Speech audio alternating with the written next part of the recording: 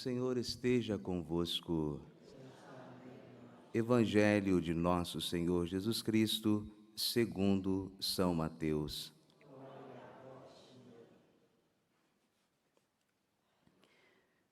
Naquele tempo, ao ver as multidões, Jesus subiu ao monte e sentou-se. Rodearam-no os discípulos e ele começou a ensiná-los, dizendo: Bem-aventurados os pobres em espírito, porque deles é o reino dos céus. Bem-aventurados os humildes, porque possuirão a terra. Bem-aventurados os que choram, porque serão consolados. Bem-aventurados os que têm fome e sede de justiça, porque serão saciados. Bem-aventurados os misericordiosos, porque alcançarão misericórdia. Bem-aventurados os puros de coração, porque verão a Deus. Bem-aventurados os que promovem a paz, porque serão chamados filhos de Deus. Bem-aventurados os que sofrem perseguição por amor da justiça, porque deles é o reino dos céus. Bem-aventurados sereis, quando por minha causa vos insultarem, vos perseguirem e, mentindo, disserem todo o mal contra vós. Alegrai-vos e exultai, porque é grande nos céus a vossa recompensa. Assim perseguiram os profetas que vieram antes de vós. Palavra da salvação. Glória a vós, Senhor.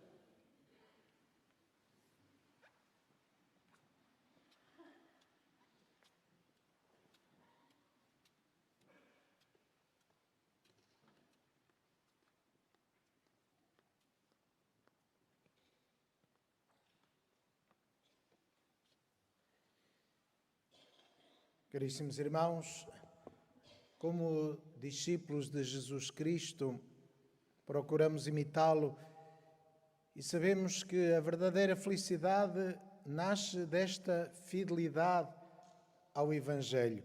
E Jesus hoje apresenta-nos os critérios para vivermos uma vida de amor, para vivermos uma vida de acordo com a Constituição do Reino de Deus. Felizes aqueles que são humildes, procuram justiça, são misericordiosos, são puros. De facto, aqueles que têm, em primeiro lugar, a preocupação pelos outros e pelo mundo. O egoísmo é, de facto, a fonte de todos os pecados. O interesse próprio acaba por ser uma forma de desumanização, porque nos isolamos, porque, de facto, nos pomos à margem do mundo, pensando que somos os melhores, que somos capazes de tudo, que podemos fazer tudo. São Paulo escrevia aos cristãos que estão em Corinto a falar-lhes precisamente desta consciência de que a união com Cristo, com toda a vida de Cristo, é o caminho certo para a verdadeira felicidade. E a união com Cristo não é apenas nos momentos bons, é também nos momentos maus, nos momentos de sofrimento, de dor, de provação. Participar com Ele em todos os momentos da vida, sobretudo nos momentos de sofrimento e de paixão. Porque, de facto, quando queremos construir uma coisa boa, quando queremos construir um mundo melhor, é necessário sacrifício, é necessário esforço, é necessário empenharmos-nos totalmente nesta obra, que não aparece do nada, mas é construída, de facto, com o esforço de tantos e tantas homens e mulheres que, ao longo dos séculos, ao longo dos anos, vão colocando Cristo à frente e vão tendo Cristo como sua referência. Cada época do mundo tem os seus desafios. Cada tempo tem as suas provações. Não vale a pena pensar se antigamente é que era bom e agora é que é mau, se antigamente era mau e agora é que é bom. Não vale a pena. O que Deus nos pede, a nós que somos cristãos e discípulos de Cristo agora, é: constrói o reino de Deus. Constrói um mundo melhor. Aplica-te, mesmo que isso implique o desprezo dos outros, mesmo que isso implique ser maltratado, mesmo que isso implique perderes alguma coisa, não teres tanto sucesso, não teres tanta fama, não teres tanto dinheiro ou tantos bens, porque isso são coisas passageiras. O que é que permanece? É o amor, é a boa obra, são as boas ações. É aquilo que de facto influencia também as gerações futuras, aquilo que leva os outros a querer fazer melhor. Como nos leva a nós a querer fazer melhor por causa do exemplo dos santos, por causa do exemplo de Jesus. Fazemos-nos peregrinos de Fátima aqui precisamente porque sabemos que aqui a presença de Deus se sente de maneira mais forte. Porque sabemos que aqui a Mãe do Céu está mais presente e dá-nos a mão, estende-nos a mão. Ela veio visitar esta terra há mais de 100 anos, precisamente para nos trazer a esperança a todos os povos do mundo. E esta esperança é a mesma que Nossa Senhora hoje nos dá, que nos diz: façam o que o meu filho vos disser. E o que o seu filho nos diz, de facto, é: felizes são, abençoados são os que de facto procuram um mundo melhor. E usa algumas expressões muito fortes e começa logo pela primeira: pobres em espírito. Não são os tontos.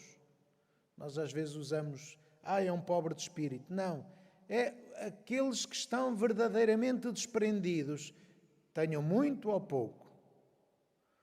Por de facto, o que é decisivo não é o ter muito ou pouco. O que é decisivo é onde é que o nosso coração está. O que é que o nosso coração tem como amarras. É assim: eu posso ter pouco dinheiro, mas ser tão agarrado a ele que isso enche a minha vida e não me permite ter lugar para mais nada. É só aquele bocadinho, mas é aquele bocadinho que é o absoluto da minha vida. Não tenho lugar para mais nada.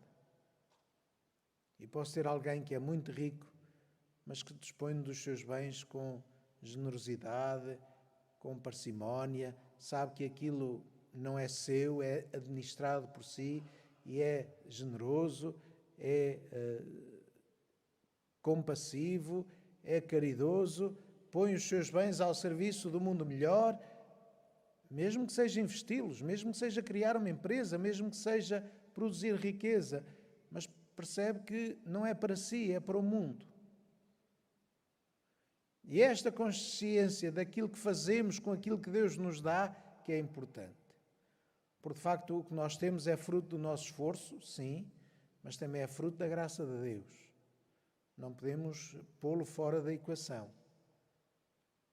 Mas percebendo isso, percebemos também que como o tempo é limitado, devemos cuidar daquilo que temos, para que os outros possam também viver bem, viver melhor. O progresso é isto. O progresso a todos os níveis é criar condições para que as pessoas vivam melhor. E não é isoladamente numa ilha que vivemos bem. Precisamos uns dos outros, precisamos nos relacionar, precisamos de partilhar experiências, mesmo que sejam contraditórias, mesmo que sejam discordantes, porque é assim que o mundo cresce e se desenvolve, tentando pôr toda esta riqueza da criatividade humana e dos bens que Deus providencia ao serviço das melhorias da condição humana. Sermos mais solidários, mais fraternos, sermos mais generosos, mais verdadeiros, termos a preocupação de deixarmos o mundo mais bonito, mais belo. não feio, não sujo, não deprimido, não escuro, belo, vibrante, comprometido, entusiasmado. É esta a esperança que o Evangelho nos traz. Não para cruzarmos os braços à espera da morte e à espera daquilo que Deus possa fazer, mas cuidando daquilo que Deus nos deu. Cuidando dos seus dons, dos seus talentos. De facto, ter a preocupação de construir um mundo melhor. De construir, não de destruir. Porque é fácil destruir. O problema depois é construir. É erguer, porque isso precisa de esforço, precisa de dedicação, precisa de tempo, precisa de disponibilidade. Eu não posso pôr-me a uma obra se de 5 em 5 minutos estou a distrair-me com o que quer que seja. Seja com a televisão, seja com os outros, seja com as redes sociais, seja com o telemóvel. Preciso de tempo e de dedicar tempo. 1, 2, 3 horas, 1 dia, 2 dias, 3 dias, 1 ano, 2 anos, 3 anos. Claro que estamos numa sociedade imediatista que trabalha à velocidade da luz. Mas depois contemplamos construções que 800 anos depois, 1000 anos depois, continuam de pé e sabemos que isso levou 200 e 300 anos a construir. Então percebemos que, de facto, para uma coisa durar, precisa de tempo. Precisa de tempo para se estruturar, para se desenvolver. É como nós, seres humanos. Vemos alguns animais que mal nascem, começam logo a andar e a correr e a ser quase autónomos. Mas um humano só é autónomo depois dos 15, a 6, a 7, às vezes só depois dos 24 anos é que é autónomo. Precisa de tempo para quê? De facto, para poder estruturar-se, para poder crescer, para poder ganhar dimensão, não apenas física, mas espiritual, para poder, de facto, transformar o mundo, torná-lo mais belo, a partir da sua experiência, a partir daquilo que foi interiorizando na sua vida. É este o desafio que Deus nos faz. E quando São Paulo escreve, não escreve apenas a um ou ao outro, não escreve ao bispo que está em Coríntio, não escreve aos padres que estão em Corinto. Escreve à igreja, aos cristãos, a toda a comunidade, porque todos são responsáveis pela igreja. Todos nós somos responsáveis pela igreja. Não nos ponhamos de parte à espera que sejam os outros a resolver os problemas. Se nós pudermos contribuir com um pedacinho, é esse pedacinho que é importante para a obra ficar acabada. Porque senão fica ali aquele buraco, mesmo pequenino, fica aquele pormenor que era preciso e que fica por fazer. Portanto, cada um de nós que se comprometa a viver este desafio de Cristo, de construirmos um mundo melhor para sermos verdadeiramente felizes.